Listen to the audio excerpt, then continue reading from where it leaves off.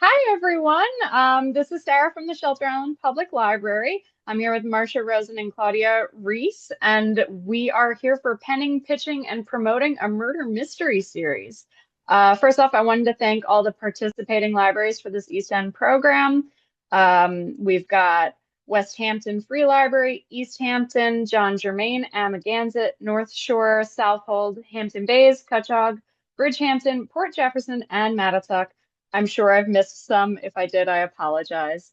Um, with that, I'm going to jump into my intro here. Marcia Rosen and Claudia Riess are authors whose mystery series are stylistically and thematically very different. So comparing their writing processes highlights the common components of the genre. In addition, Marcia's experience in the business sector of publishing can help take your series from release to recognition. The primary goal of their presentation is to help writers at any stage of their series development, from the germ of an idea to wanting to jumpstart a series with a book already written. During the Q&A period, prepared and spontaneous questions are welcome, and they urge you not to hold back. You can type all those questions in the chat, and I'll be monitoring that throughout. Marcia is the author of 13 books, which include 2 mystery series, plus Murder at the Zoo, The Woman's Business Therapist, my memoir workbook, and is working on a cookbook, recipes, and stories with her son for his cafe in New Mexico. She has frequently been a featured speaker. For close to 20 years, Marcia has worked with numerous writers to help them develop, publish, and successfully market their books. And for 25 years, she was the owner of a successful national marketing and public relations agency.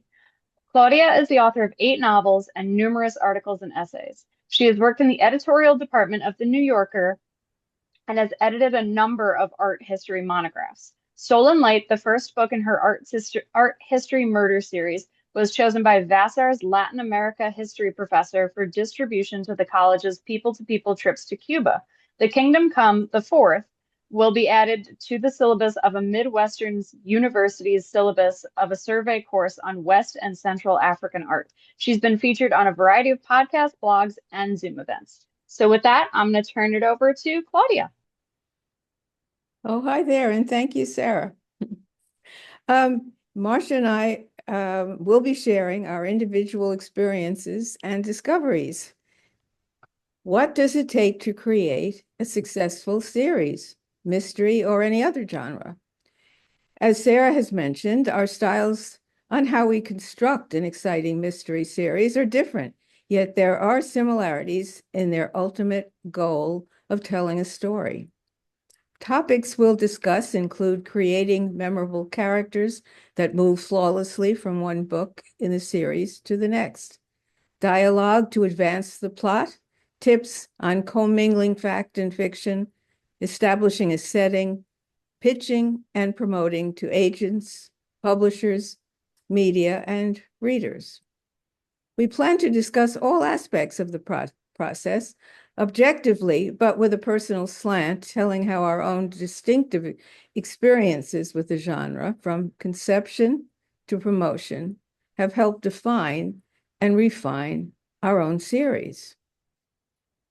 I have to say at the outset that you as a writer, depending on your primary motivation or interest, can initiate the process with any of the mystery writing components we'll be talking about: theme, time period, characters, atmosphere, location.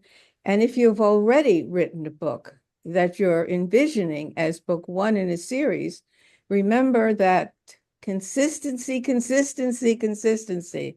like the realtors, location, is key. I'm referring to the general tenor here, the mood, the characters and their traits, not the plot twists. Those have to be different. A clue found in an unearthed journal, you can't repeat in several stories, in repeated stories.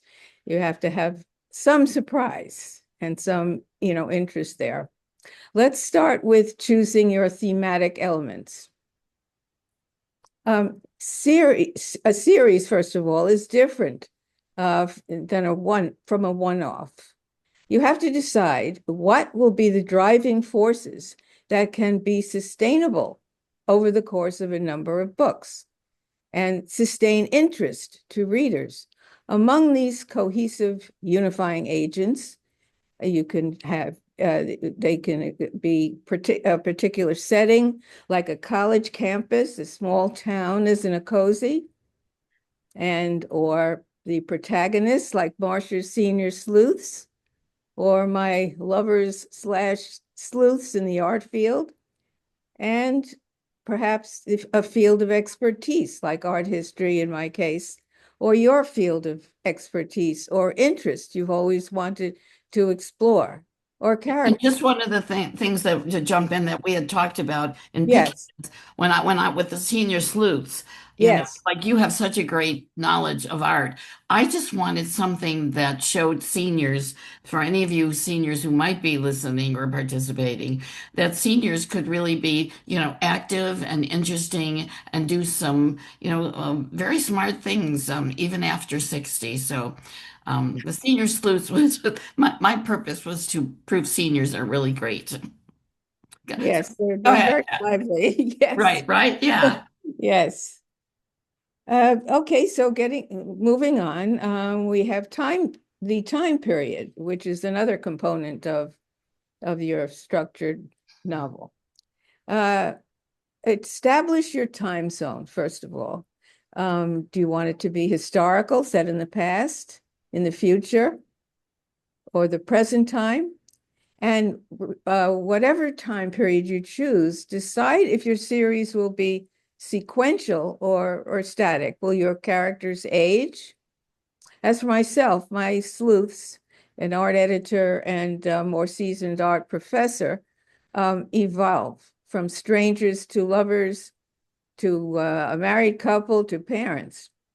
In any case, you have to make sure in each book in the series is also a standalone with just enough information to introduce new readers and remind readers of salient points in previous books in the series, but without overloading them. In my last book of my series, for instance, an editor I had read the book had me insert a little more in the first chapter about the main protagonist, just a line here and there, she said, just to both introduce and reintroduce the characters. And it doesn't take much. It doesn't take much. You don't have to review all the plots and everything, but you just have to introduce just a little bit of an introduction so that people won't be kind of lost. Another issue to keep in mind, keep this setting in time believable. Don't mess with landmark buildings or well-known people unless they're in character with the time and place and the character of the people themselves. They must be believable. In my art history series, for instance, I've sometimes linked two events or characters from the past whose relationship has been basically unexplored.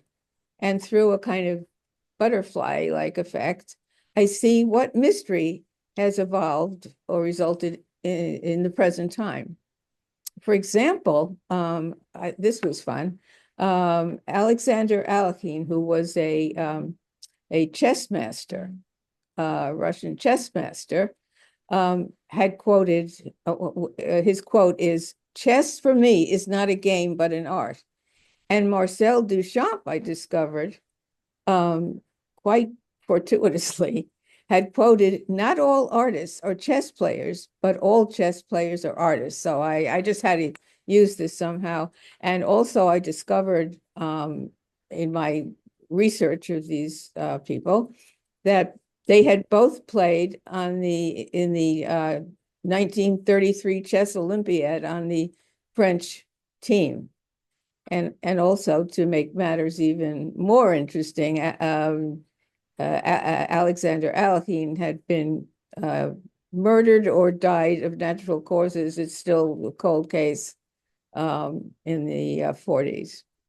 At any rate, the opening is another factor you have to consider. And there are different ways to open. And you can open explosively, as Marcia, I remember, did. Was that your first book, Marcia? The first in the series? where there's Uh, a head. yeah, the first, It opens. yeah, the very first one that I wrote was Yes, Dying to Be Beautiful, which was based in the Hamptons. And and the title was Without a Head. And yeah, the opening was there was a, remember, this is a mystery series, so everybody who's listening. And so the whole thing was this person went into her beauty salon and found just the head in the shampoo yes, bowl. And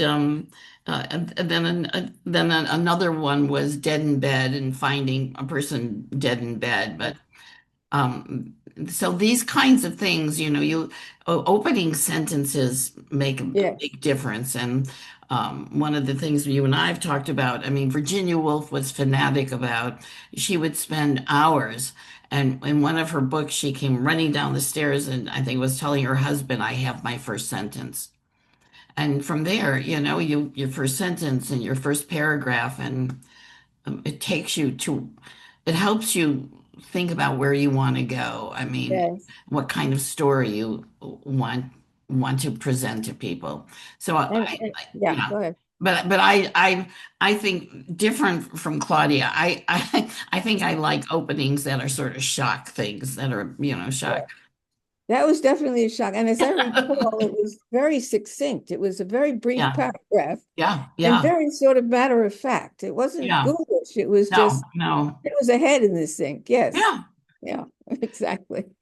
Right. So and so people, those of you who are writing and your stories, no matter what it is, that first sentence, you want to really grab people. And Claudia and I both knew a person very well in New York who was a literary agent, and she used to get years ago when they were in the mail, she'd get dozens of manuscripts, right?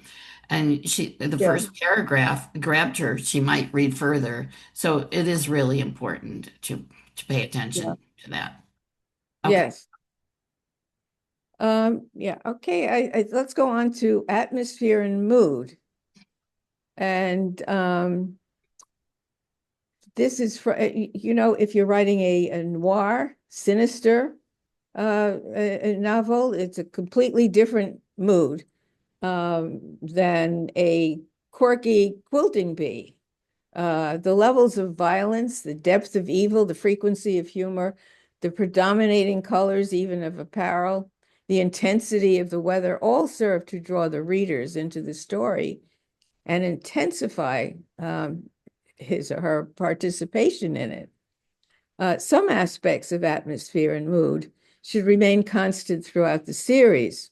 Others can be more variable. Humor can affect the mood of a scene in any genre, for instance, without the book being a comedy, comic relief. Weather in the book can provide the reason for people to be trapped together in an inn and be the setting for a murder in any genre. But the general mood and tenor of the group and the plot itself basically should adhere to the overriding genre or subgenre. For instance, in noir, the sinister aura or vibe should remain intact throughout the series, the polar opposite in a cozy mystery.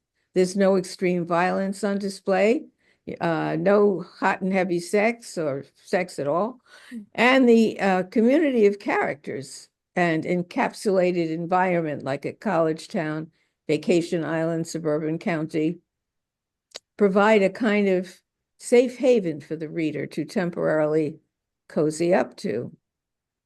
Keep in mind that readers who purchase the next book in your series are expecting and seeking the same environment. My characters and mysteries are focused on criminal activity in the art world and set in metropolitan cities, New York, London, Paris. And I don't know if you would like to mention what your principal setting. Well, for me, one of the things I've done, and I saw a quick somebody said, did we want to know we wanted to do a series? And I knew I wanted mine to be a series, and quickly being able to say that, publishers are very receptive to the idea of series. So when I did the first series, which was based 4 books in the Hamptons, then I wanted the atmosphere to be that it's by the ocean where you're going, what life is like there. The senior sleuths were based just like, excuse me, Claudia's books in New York and LA. And so, what were those environments like? But it's like, what are the streets like? What's the atmosphere like? What's the weather like? Excuse me. And so there's a whole sense of it. I'm going to let you talk, Claudia. Okay. Um, then we have characters. They have to be considered and to be memorable or easily recalled. Protagonists should have distinctive traits, physical characteristics, tics, fields of expertise, talents, propensities. Think of Hercule Poirot and his fastidiousness, James Bond and his Vesper Martini, which I found was discovered, or excuse me, invented by Ian Fleming. And it contains gin vodka and Lillet Blanc, which is named after Bond's lover and double agent Vesper Lind. And my characters, Erica and Harrison, are respectively an art magazine editor and an art history prof, as I've said. Marcia and her feisty senior sleuths. To sustain interest over multiple books, they should have dimension, depth, and live lives, go through experiences that are interesting, revealing, provocative, and secondary characters who show up in all the books of the series should be very particular individuals too, for the same reasons, but also to serve the protagonist in some way and advance the plot. Their purpose should be clear. My examples are there's John Mitchell. He's an ex-cop, and now he's a private detective. And his status he's been given deputy status in the FBI's stolen art division. And then there's a board member who's on the art loss register board. And so he can track down stolen art. And somehow my favorite secondary character, I almost would like to do something on her alone, is Madame Denise Lafontaine. She's a very feisty octogenarian, and she takes advantage of her age and people's assumption that she's a bit dotty, but she's smart as a tack and quite, yeah. Which is funny because Yeah. there's a similar in the fact that in my senior sleuths, there's a secondary character who is an older woman. The thing is that the main characters in the senior sleuths are, excuse me, Dick and Dora Zimmerman after Nick and Nora in the Tin Man series and the Thin Man series. And but she is in love with Dick. She's like so she gets in the way a lot. But sometimes she's in the way and it's a problem. But there's a couple times she gets in the way as a favor to help them. I think one of the things that I do is I really like to bring humor in, and I think Claudia has some Yeah, me humor. too.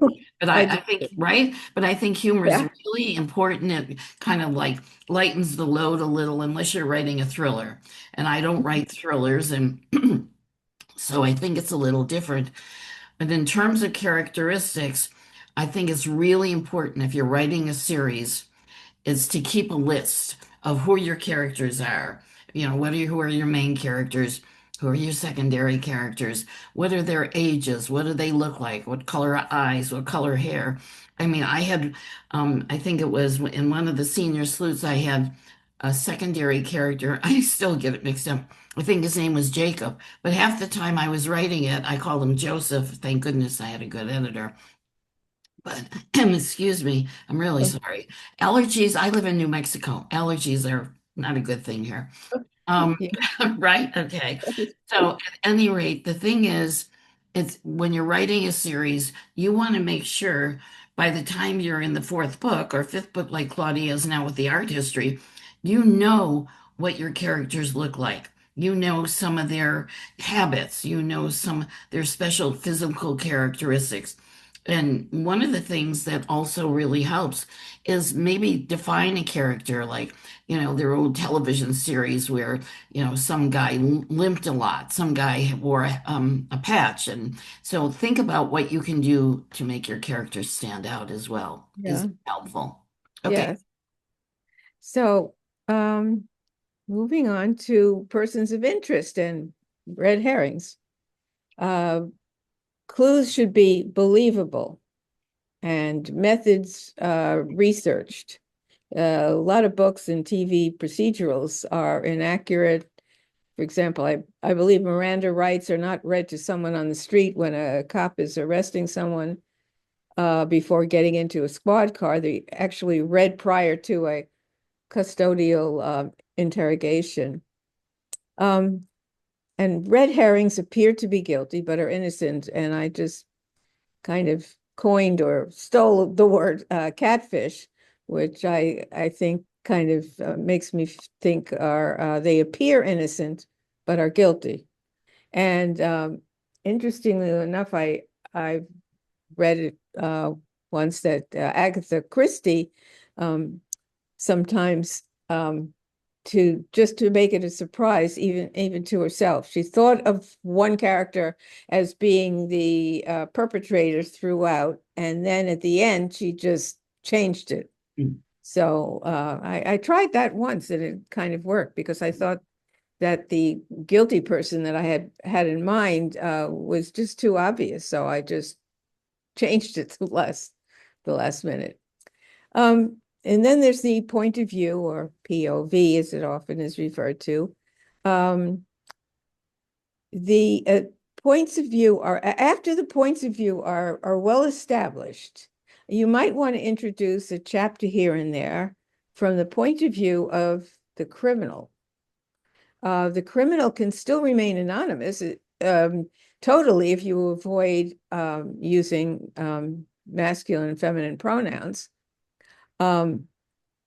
It gives, I think, the narration a certain spice and discomfort in a way. If you get sort of a picture of how this person is feeling and see this person as a human with very severe flaws. And I think it does kind of add some interest to the reader. You might want to try that. Then there are plots and subplots is another thing, obviously, you consider. Building tension with believable, satisfying resolution. At the end of the book, you may want to leave a feeling of tension or suspense that will lead into another book, but not so suspenseful that the reader is left frustrated. Possibly giving a hint what might come in the next book. I've never done that because with my mysteries, each mystery is sort of encapsulated in the book itself. What really is up in the air is the continuing love story of the main characters.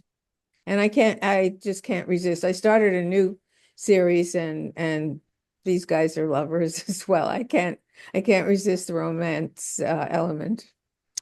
Subplots could be interrelated to the main with the main plot and affected in some way. As I've said, make sure you don't repeat or have very similar plots in the book series. Like, as I said, finding the whereabouts of important information in a journal or a lost letter, or having two consecutive books where the murder is after the spouse's money and has a third party bump her or him off, you really should vary the plot substance itself. It's not only boring, but you're not boring, but transparent. But your tactic and therefore your denouement becomes transparent. Consistency of characters and general mood are looked for by readers picking up the next book in the series. the element of surprise expected each time too. Therefore, in all likelihood, readers, by switching the perp and end at the end, would be surprised as well as the author, i.e., you yourself, a la Agatha Christie. It might be something you could experiment with. And I think you should note that not all mysteries have the criminals revealed at the end. Sometimes the reader knows the bad guy, but the characters don't. I think Robin Cook often does that with his characters. But as long as the suspense is sustained. And then there's dialogue. Things to consider in the area of dialogue. The dialogue obviously should move the plot along. Any idling should be about something important regarding the character's relationship building or brainstorming or relevant inner thoughts. What can stall both the movement forward and the pace of that movement is the repeated he said, she said, especially when only two are in conversation. If it's clear, you don't need every line identifying who's speaking, but don't make it so that the reader has to check back. I'm sure we all have had that experience where you have to check back and say, you know, sort of like she loves me, she loves me not, that sort of thing, to figure out who just said what. You know, Carol Pete, figuring who said the thing. So but it really moves along if you don't do that with every line. Finally, the authenticity is very important. Internalize the dialogue. Say it aloud. If you absolutely adhere to how we speak, the dialogue would just lumber on with ers and ums and you knows and whatevers, just like I'm speaking to you now, I guess, and repetitions. I like to think of Hemingway's dictum, quote, "Good dialogue is not real speech, it's the illusion of speech." And of course, you know that I have my favorite Hemingway quote is that when he's talking about writing, he loves to write about that less, his comment is less is more. And that's a Yes, wonderful thing when you're writing, whether any kind of book or a series, is to think about sometimes that less is really more and getting your point of view across in yes, less words sometimes than more. Okay, we're going on to writing style and editing. yes. So, yeah. So, I really can't emphasize authenticity enough. Um, in one of my art history mysteries, there's a scene at the Paris airport, and I had never been to the Paris airport, but I described it as I saw it on, you know, I Googled it and looked at it, and I realized that um, if I added a character's subjective take on the experience in that airport, it does give a sense of authenticity to the scene and to the venue itself, and it's an honesty about it when you have the character reacting to the scene. But imagination is a very important component, especially when you're exploring new territory. Give yourself latitude, feel free and confident in new spaces. Well, you know, one of the things that I have found in terms of all of this is how important research can be. And using our imagination is great when you're picturing whether it's some maybe physical space. When I was doing the last mystery that I did, Murder at the Zoo, I knew that I needed to do some research about, you know, what are the different jobs people have at the zoo and what are their titles. Excuse me, and what goes on behind the scene. There's there's a lot of people who are working behind the scene. I mean, some things may seem mundane, like feeding, but there are people that have really big jobs of like planning, the menus for all these animals and taking care of them and who's going to help animals after they've given birth. And so I did a lot of research for Murder at the Zoo. And one of the things, and you all probably know this, there is such a great increase in what's available now, whether it's Google or AI or other things to find research for what you're working on. And in my newest mystery, one of the things I'm including for the first time for me anyhow, is something about a lot of poisons. And it's amazing what kind of information. Yes. Yeah, I found that there is a poison garden in England that itself was quite fascinating. So research when you're wanting to write about something specific is really important. Yeah. And just to add here, and I just have a few more, I mean, like 2 minutes here, but when you're looking up things, and AI gives the first comments and stuff, you check it out because it's not always quite accurate. So, have a couple of sources to check out. Some things are obviously right, but I have come across a couple of things that AI has said which is not quite right. And here are just a couple of odd things to keep in mind. Don't repeat unusual or your oft-used words. I sometimes check in the search bar to see if I've used a pet or unusual word. Most recently, I think trope was one of them. I was about to type attenuated, and I said, "Oh, did I use that word before?" Like 100 pages prior, and I hadn't, so I allowed myself to use it. But these are there are once only words that, and I know that we all have some pet words, so I think that search bar comes in handy. As a rule, one other thing, I think it's to show the sequence of events as they occur so that the reader is moving along in time. An example would be uh, this is the before. Oh no, this is not the before, this is the after. She fell down the stairs and cracked her head open. Okay. Not she cracked her head open when she fell down the stairs. It's like a punchline, and it's a sequence of events as they occur, so that the narration moves the reader along with the event occurring. Um, and the impact is at the end. It's kind of like a punchline. And like my favorite, Stephen King's, I know that you don't like me to use this word, Marcia, that paraprosdokian, I where just I've where admit that the end it's of the like, sentence, what is that word? okay, where the But end of it the is a sentence word. kind of, No, where the end of no. the sentence kind of flips, Right. the first part, like, is it Henny Youngman's, Take My Wife, Please? But my favorite is Stephen King's, I have the heart of a boy in a jar on my desk. That's my With favorite. that.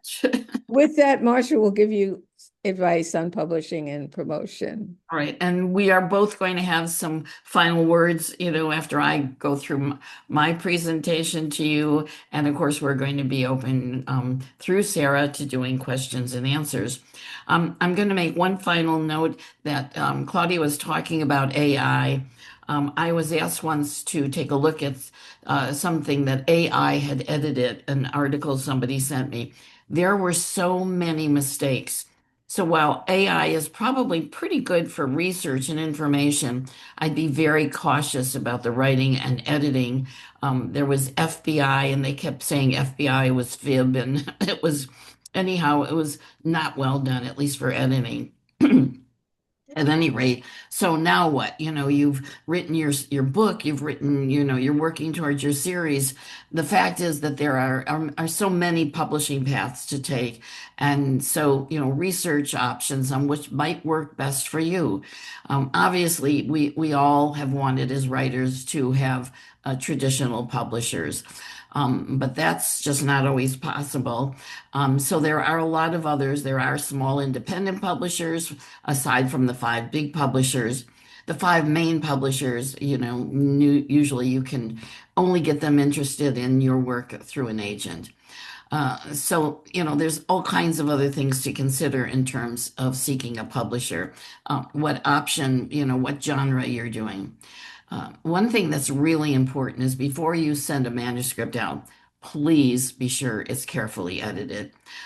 If it seems sloppy, if there's a lot of mistakes, the response is surely going to be negative.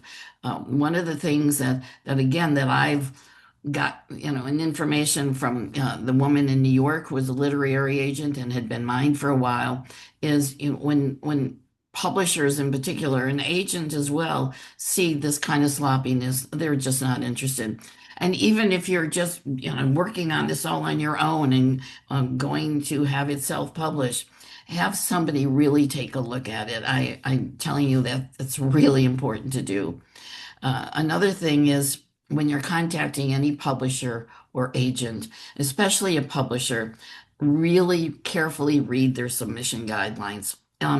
They're all different. Some publishers, again, we're talking about small publishers, self-publishers, independent publishers.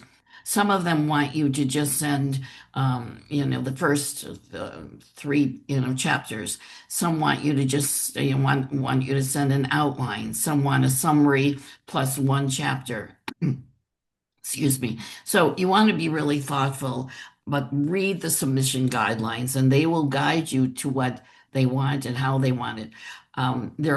There probably everyone right now wants submissions online as compared to what it used to be, where you would mail it in and make 30 copies of your manuscript and mail it in. But right now, just when you're any publisher you want, and there's publications that tell you, who publishes, and they're actually on, you can even Google, who publishes mystery books, who publishes romance books, and so forth. So now, some independent publisher or self-publisher might tell you they want the complete manuscript. And that's okay as long as you protect yourself. And the best way and the least expensive way you can protect yourself is to register with Writers Guild of America. And there's Writers Guild of America East and Writers Guild of America West. It's reasonable. It safeguards your publication. You'll go when you go on to Writers Guild of America, you'll go to, I think it's screenwriters and, scripts and stuff like that. It's $25, $30. And then they'll send you a certificate that shows, chances are they'll want you to send the first 50 pages of your manuscript, but it protects you and it shows that this was your book and at what date that this was your book. In terms of submission, the cover letter is really important.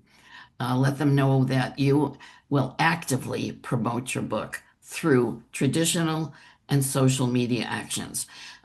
Whether you're having somebody do it for you or you're doing it yourself, in this day and age, social media is key to marketing, but you also don't want to give up doing some traditional marketing. If you're willing to, there's the possibility you can do just exactly what Claudia and I are doing now and doing some Zoom events with bookstores or libraries. You can do speaking in other places. You can also write articles and submit them. One of the best ways to do that is join writing organizations. There's some wonderful mystery writing organizations like Public Safety Writers Association and Sisters in Crime, of course. Sisters in Crime is worldwide. And a lot of these organizations have opportunities for you to write an article. And of course, the article at the end always, your name, your website, your books, and so forth. The thing that's so important is marketing is really important. If you have to do it some way, you have to, like Claudia has a wonderful website that everything about her books is listed. She's doing this event. She's written some wonderful articles. And again, this friend of mine who I said was a literary agent, and she told me years ago she used to go to McGraw-Hill or Harper, and what they would do is if the editor she was meeting with liked the book, there's a good chance it would be published. That's not the case nowadays. And the reality is the marketing department has to like your book. So it doesn't matter if your book is getting published by Harper and McGraw-Hill or some small independent company. Claudia is working, with Level Best Books, which is a traditional publisher, but she still does marketing. So it's very important to realize that you have to create, at least have a website and find a way to get your message out. There's all sorts of ways, and again, it depends on your topic. Someone I know who's done a really very religious kind of book, and she's working with somebody on social media who's promoting it all on TikTok. Somehow it seems there is a great market there, or a great audience for it. So it just depends. The thing is also, if you're self-publishing your book, there's a couple pros and cons. When you're self-publishing, if you want to write 3 books a year and publish them, you can do that. But chances are, again, like Claudia's doing with Level Best Books, they're going to do 1 book a year. And, usually, like, I think your books have been coming out in May, stuff like that. So the thing is, not that most of you don't want to sit and write 3 books a year, but, you might if you're doing your series. The fact is, though, with a traditional publisher, they're really going to just do 1 a year. So, the thing is, whether you're doing 3 books a year or you're doing one, like I've done and Claudia's done and many others, is you really want to think ahead in terms of, how you're going to promote and market the book, from your pre-launch to your launch campaigns, and really following up with all of that, because what you want to do is make sure that you're visible and that you as an author are visible, and that your book is visible and your book series is visible.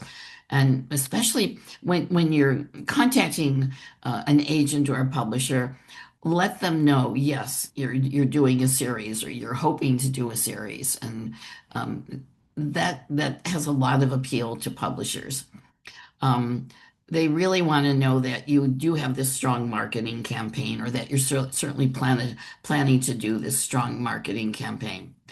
The thing with self-published books is, one of the things that's very difficult is, if you've self-published a book, it's very hard to get a traditional publisher to want to do the second or third or fourth one in it. And most self-published books, some do very well, and there's only been a few who've really done great, like, Eat, Pray, Love really did very well. At any rate, I kind of knew after my first 4 books, which I did self-publish, the Dying to Be Beautiful series based in the Hamptons, and I realized that I'd really like to get a traditional publisher. So I decided to start a new series, which was the Seniors Lutz. And I contacted several publishers, more than that. And I got a very quick call from Level Best Books that they wanted to give me a 3-book contract. And that was a really very exciting moment. They didn't give an advance. They're not a huge publishing. They've grown a lot since then. Actually, Claudia publishes with them. However, it is a traditional publisher, and it makes a difference. Oh, They, Go can ahead. I just Yes, insert my please. experience with them? And thanks to you for recommending me to them. But I had originally published Stolen Light, the first that became the first in the series, with Archway, a very good, by the way, uh, self-publishing company. And Level Best Book said, "Oh, we'd like to see you start a series with this book." So I hadn't thought of a series. And they said, "How about, doing an art history mystery series?" That's the way they decided to characterize it. And I got a 3-book contract then, which was followed by another 3-book contract. So, yeah, so this is my experience in the switching from self-publishing to traditional. They started out with just, not very many books, and now they or authors, and now they have over 200. They've overdone it a little bit, but I think they're cutting back some. And just, as we're talking about all this, the publishing world just has gotten very complicated. It's also very competitive, which is why you want to be careful. Really check and double check. Claudia had a very good experience with Archway. I strongly suggest the Troy bookmakers. I think they're an excellent self-publisher. Their prices are fair. They do what they say they're going to do. I think Archway did that. They're more expensive, but they did do that for Claudia. But it didn't matter. It doesn't matter if it's Level Best Books or Archway or Troy or McGraw-Hill. You're going to have to do marketing. And that's one of the things that are so important. And I have people, contacting me over the years. I've done a lot of talking about marketing your book and now what and stuff like that. You've written this book, you've written this series, so now what? So the thing is about book there that there's numerous options for authors today in terms of publishing and marketing a book. The thing is that what you really want to do for an individual book that you may be taking to a series, or if you're already working on it, is you want to create a buzz. And again, as I said, Claudia has this wonderful website. I have a website where you can look at them and see we have our books on them and how to promote it, promote the author. There are in social media, you yourself, if you're skilled at all in doing social media, which some people are, and Facebook, and you could go to Facebook, like the specific genre for mysteries, and there's I think like probably three, four different, maybe more now, um, different Facebook groups that you can promote your books on or connect with others. So there is that, and there's so many other things in terms of what you want to do so that your book does not fall through the cracks of the chaos of what's going on. And there's so many scams. There are so many marketing scams that we've both had. But I belong over the years to a lot of writing groups, and I think it's important as a writer that you do. Even if it's just a couple, if you're writing mystery and Sisters in Crime is important, and there are plenty of men who belong to Sisters in Crime, and there's the Public Safety Writers Association, and they're really a great place to get articles. And then there's also, other national writing organizations.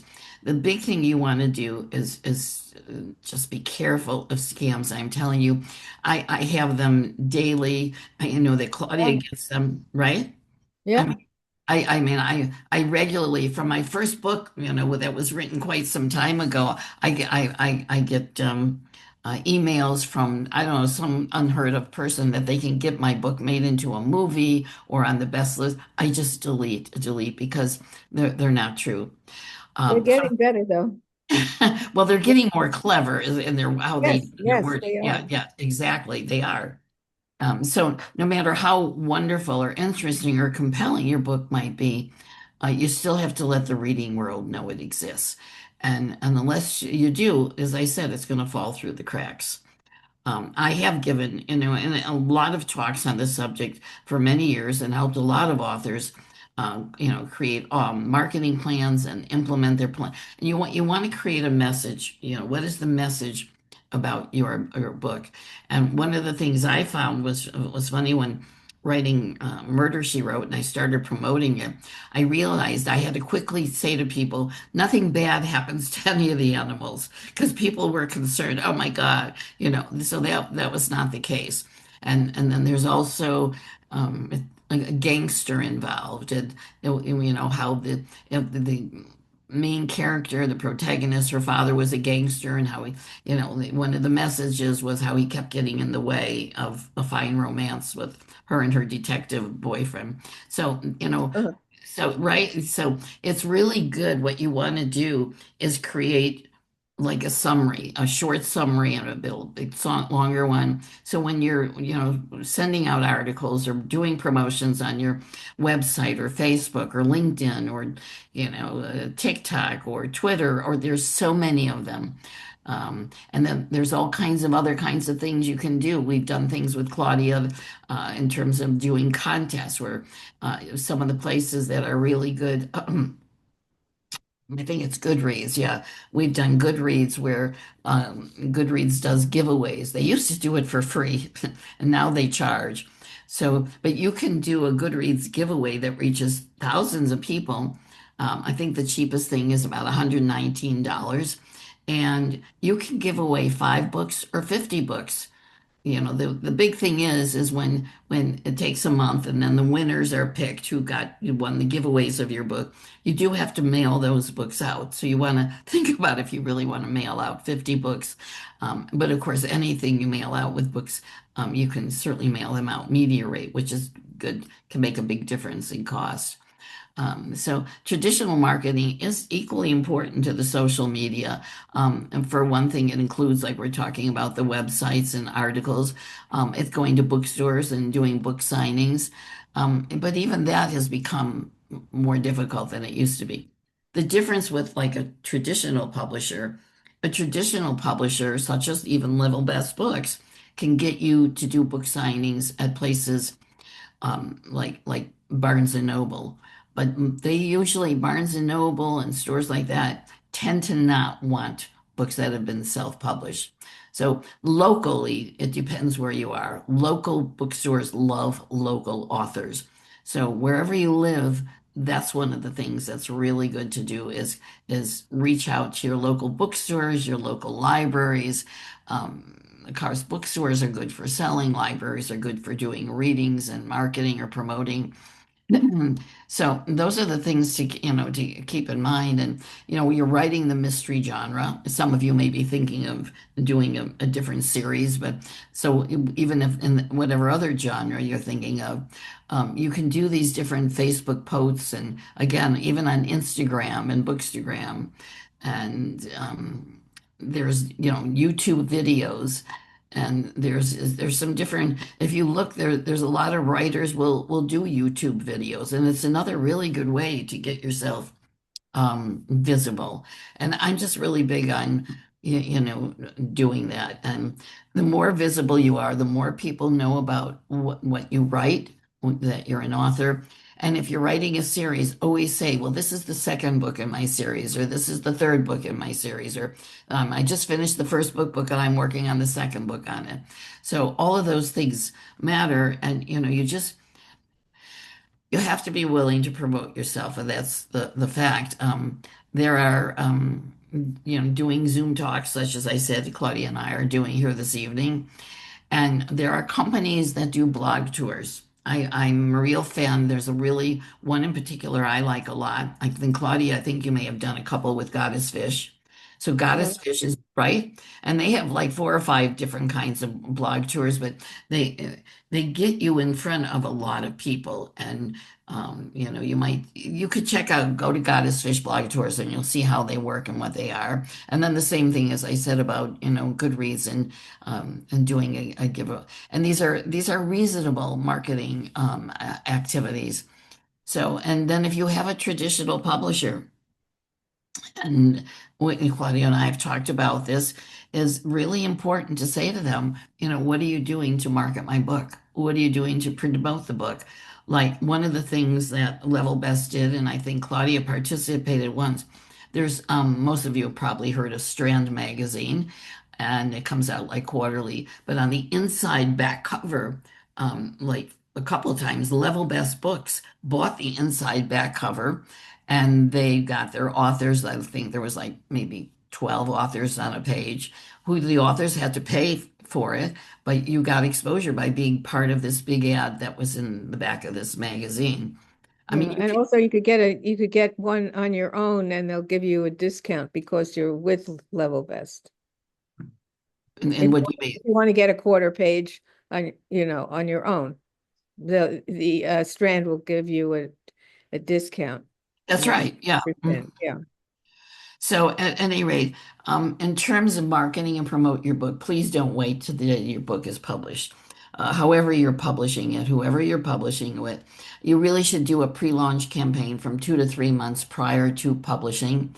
And there's all the things that we're talking about from the, you can't obviously do book signings, but there's a lot of traditional and especially social media things that you can do to promote your book. Get it listed on your website, talk about it, announce it, that the book will be coming out. And as a matter of fact, probably 2, 3 months before your book comes out, your publisher will actually list it on Barnes and Noble and other places to but for people to pre-order the book.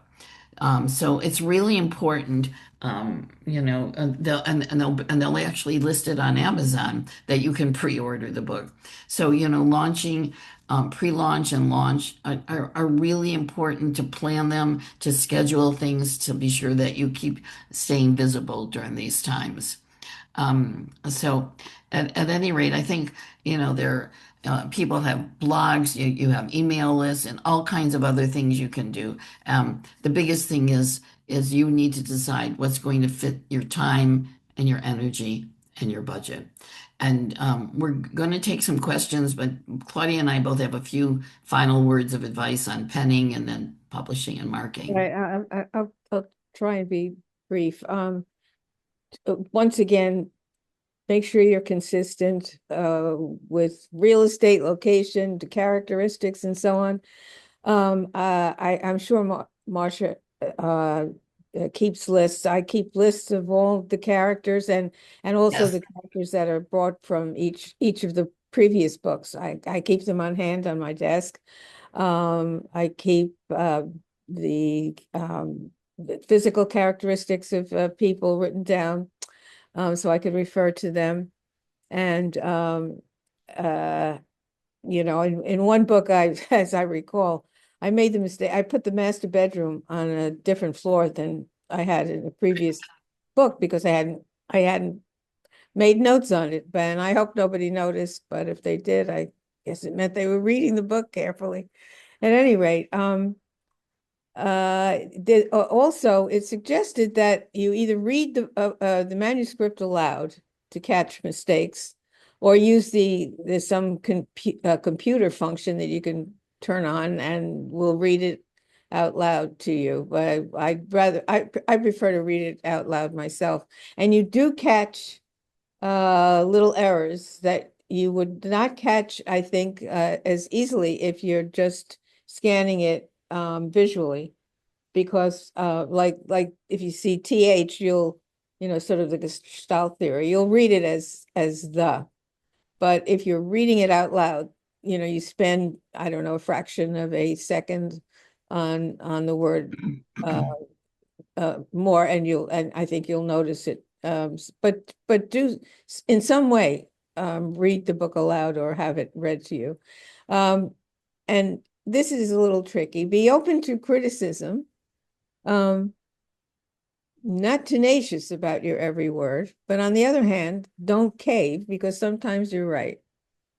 Have someone you trust or an editor give you input, and be open to it. I remember first book that I had written, I used the word noesis from my existentialism days at college, and reading Sartre. And the editor at Stein and Day, Saul Stein, said, "No, you got to kill the baby. And this word is on the first in the first 3 pages. You can't use it." And so I had to take it out, and I used the word fascination instead. And it was I was obsessive about it because I was so distressed for a few days because that word was so perfect. But just be a little bit easy on yourself here. And also another time, an editor said, "I think you should scrap chapter 27." And I said, "Oh." And I said, "Okay, let's see what I can do here." and because I thought it was a good idea. I thought it sort of slowed down around that time. The pace uh, slowed down, and I took out the chapter, and in it there were a couple of important points, and I put a couple of sentences in the chapter before and a couple in the chapter after, and it really improved the progress of the plot. Um, and don't trust the publisher to find all your mistakes. Oh Uh, God, no, no, yeah, no, no, I not at all. remember I had a car driving west on an east moving street in New York City, so got to be careful.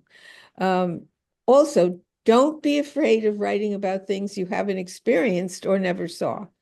There's always an element of familiarity you can draw on. For example, you felt hate about something. A murderer feels that emotion of hate in its extreme and acts on it. Ramp up the intensity of the emotions as an actor does. Play the part. The same goes for all emotions. We've all felt the full gamut, and you can transpose them as needed to the characters. Um, I and only have a few things I'm going to yeah, add go because ahead. I'm concerned because we're at 4 o'clock and I think we might be some people after an hour. So I think, Yeah. I Okay. and you finished yours, didn't you? What you wanted mostly, Yeah, sure. Go right? ahead. And Yeah. I just want to finalize before you go to questions, Sarah, is that most of all, keep your work and yourself as an author as visible and as possible. Be careful of scams. Remember to have yourself, your manuscript very well edited and ask for referrals, join organizations. One of the things that Claudia and I both told Sarah, she's going to give you our email addresses. And if you have any questions, because we know we've already gone over an hour and we want to really be careful of this. I do want to say, I don't know if she hung up, but one person that we both knew, Nancy Sweat, just I saw her name. I send you my love and hi. Both of us used to Oh, live out there, so we knew people. But I didn't mean to quite cut Claudia end, but we both have a lot more things we can tell you. It's just we've already been over an hour, and I'm concerned that some of you probably have questions you want to ask us before you leave us. So Sarah, is that okay with you, Sarah? That works for me. Yeah. We've got a couple questions already. I have one from Anne. At what point do you allow authenticity and allowing your imagination, since there is the aspect of fiction freedom? Claudia, I think that would be great for you if you're. yeah. Well, could you just repeat that? When you're saying, how do I allow authenticity as opposed to? E- And allowing your imagination, I guess, kind of Oh, the difference between the two, since there's the yeah. aspect of like fictional freedom. Yeah, well, I like to allow a lot of fictional freedom, and I mean authenticity can be. I mean, you can use that when you're talking about a fictional character. How authentic is that character? How close to a real human being that is? So that's very important. But if you're talking about authenticity as opposed to a historical character that's another point. But I think authenticity in writing a fictional character is very important. And sometimes when you're really sort of honed in on a character, they'll take you to places that you might not want to go. Like if they're having a conversation and you're about to have a response of one to the other, and you suddenly change it because it's just not right. The character is drawing you away into another sort of tangent. And I'm not sure if I'm answering your question, but if you're talking about if I'm talking about a real person in history or the present, and um, uh, if I'm going to have them doing something that is not in the history books, or you think they've never done, and um, it should be consistent with their personality. In that sense, is authenticity about it. And of course there's that statement that you make at the, where you have the copyright page and so on, that this is a fictional thing and so on and so forth. So you're kind of forgiven if I think one of the things is that your characters, like in the art history mystery series, have such a sense of authenticity. I think, because of, first of all, the consistency, but just, I think it comes through in the dialogue and how you do it. And maybe that's also important. yeah. And when you write, try and sort of let your censor, go to sleep. I mean, so you can just write what your heart is saying, and don't be afraid of saying, you know, I don't know, something off color, or something you might not have done, or think of doing in your ordinary life. Just let yourself be free.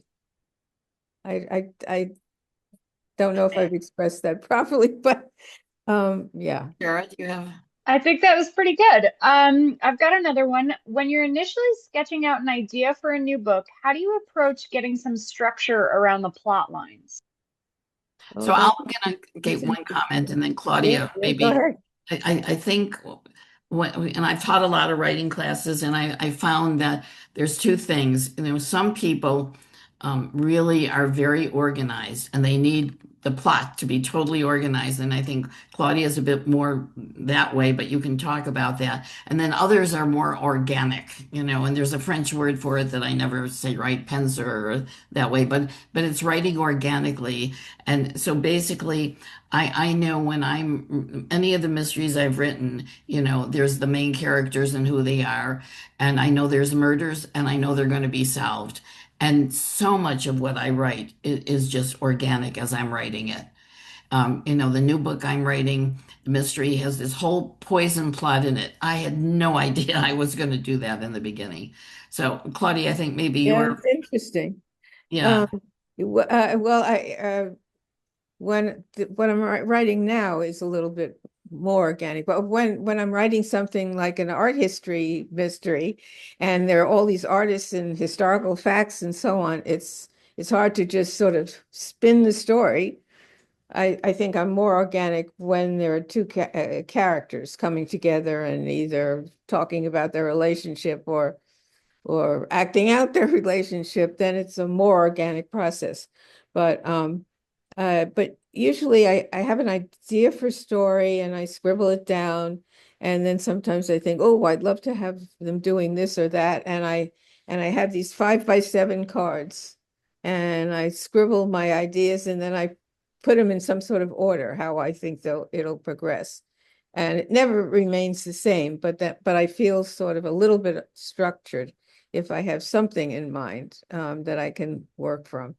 And one of the things that I think that neither of us maybe mentioned, but that I think both of us do, maybe I know I do it a lot, is editing. And I'll write the book, and I probably go through and do 7 or 8 edits and redo it and reread. And I think, I don't know how many you do, Claudia, but I think you do a fair amount of editing, Uh, rewriting, let's say. uh, yeah, yeah. Yeah, And um, I also I make a hard copy. I like reading something on a hard right. copy. Yeah, I do too. I do too. Yeah. And I scribble everything up and oh, yeah. Right. Okay. Well, Next. Great. Right. We've got two more questions. The first one is it off-putting to do multiple duologies as series rather than 4 or 5 of the same area? So I guess doing multiple sets of duologies versus doing like a larger series. uh, I'm not sure how I feel about that. I do one series at a time, and yeah. don't you feel? I mean, I know you're starting this new one, and you've been thoughtful about moving And beyond the and other one. I didn't realize how attached I was, how because I had been writing, I've written 5 of those books with Erica and Harrison, and I didn't realize how attached I was to them because I had started doing the sixth book, and I decided I think I want to take a break and start something new. And I put my notes and everything in my in a bookcase, and I actually found myself talking to them. And nobody, I live alone, so so nobody's here to Nobody knows you say, live. Yeah, nobody is here to say are you crazy? I said, I'm sorry, I might get back to you, and I love working with you. you But haven't told me that, and I love that. Right? Yeah, yeah. no, no. If my husband was still alive, well, I wouldn't have done it if he were. Right. No, you would no, no. But I think, I think it's hard, I mean, I don't know if this person had asked is thinking of doing like a couple different series or different, or, I mean, I'm always ready to work on the next book when I'm almost done with one, but I think want to be sure you're paying attention to what you're doing and doing it well. There are people I know at Level Best who have worked on two things at Right. once, Yeah. every other book or something. Right. Well, we'll see how good we I are don't at think I can do, multitasking. Yeah, I how don't good think you are I at can do that. multitasking, maybe. Yeah. Yeah, Okay. and so we've got one final question, which was just suggested budget for a new launch. Oh, wow. That really depends, I mean, we're talking about when you're doing a launch, the pre-launch and then the launch, is it the first book in the series? Is it the third book in the series? It's thinking about what that person can afford, but you need to be looking at spending, if you want to do a good job and you want to really get it done, is to spend a few $1,000s at least, and maybe more.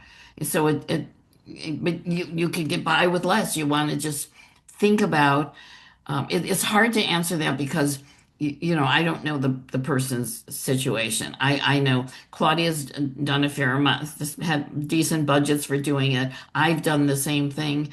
Even though I help people market their books, it costs me a lot of money to do marketing my own books and have been glad to spend it. You want to make sure you're paying somebody to have a good website, get your website up and really good. And then you want to pay them to maintain the website. And then, and that's ongoing in a way. And then for pre-launch is 2 to 3 months, and you want to get the word out and you want to do certain social media things. There's something, and I know Claudia's done this. There's called Facebook booth. So, everybody knows Facebook. For authors, there's also something called Facebook boosts. So you can pay $50 a month. You can pay $500 a month, whatever you want. The more you pay, the more chance of clicks you'll get. But then the thing is, you can choose what socioeconomic group you want to go to in the US and in any country in the world. So, like Claudia's had books that had what was it like in London or stuff. So, great to do English speaking, not least US and Canada and England. But if your book has some characters in Spain or you have characters in Russia, then you want to boost it there as well.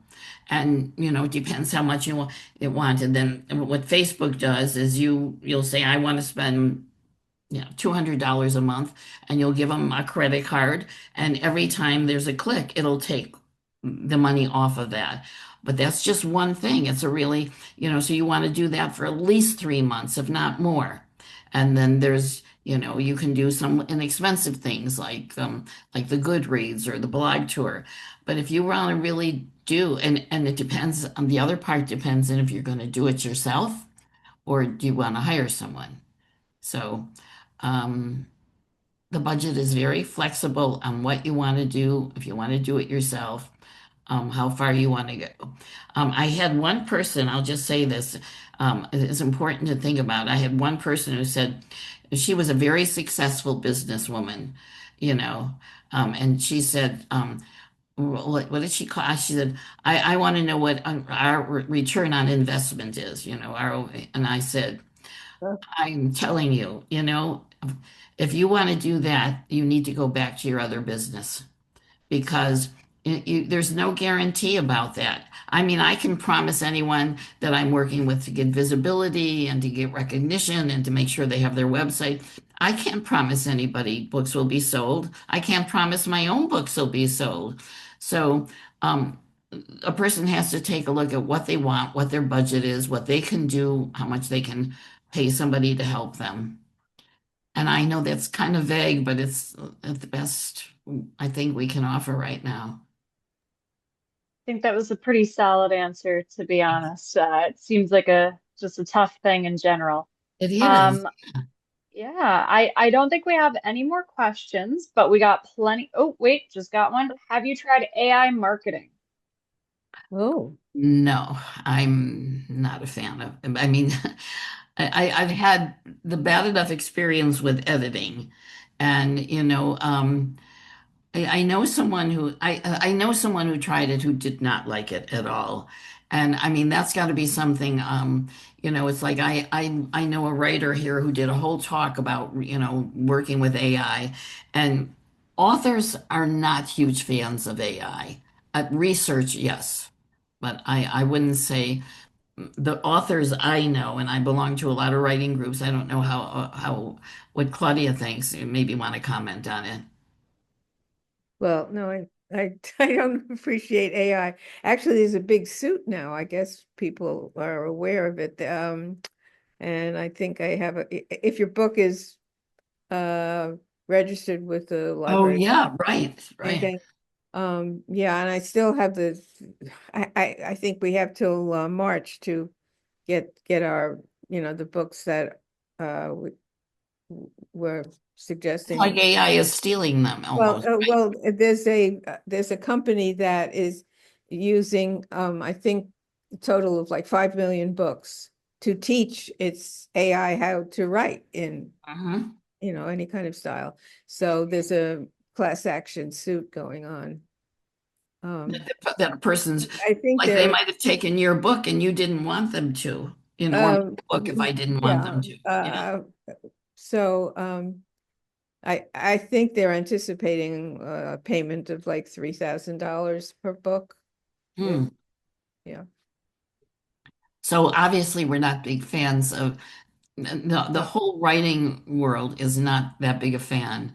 I mean, there are people I know who use it, but these are people who, they want to write a book with three AI because they don't want to sit down and write a book. well, yeah, That's I can't speak for the very younger right. generation. I'm not sure. No. Okay.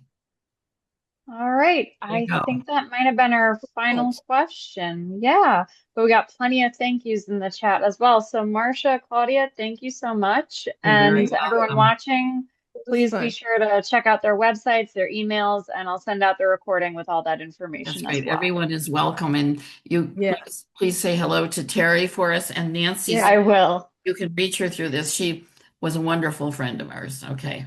Oh that's yeah, she was here, so she heard you guys originally saying thank you. So Yeah. all good, no Oh, good. worries. Oh, I'm glad. Yep, Good, yep, good. yeah. All right. Well, thank you both so much. I appreciate it and have a good night. Thank you, Sarah. Thank you very all much right. too. All Okay. right. Good So long. night. Good Night. night.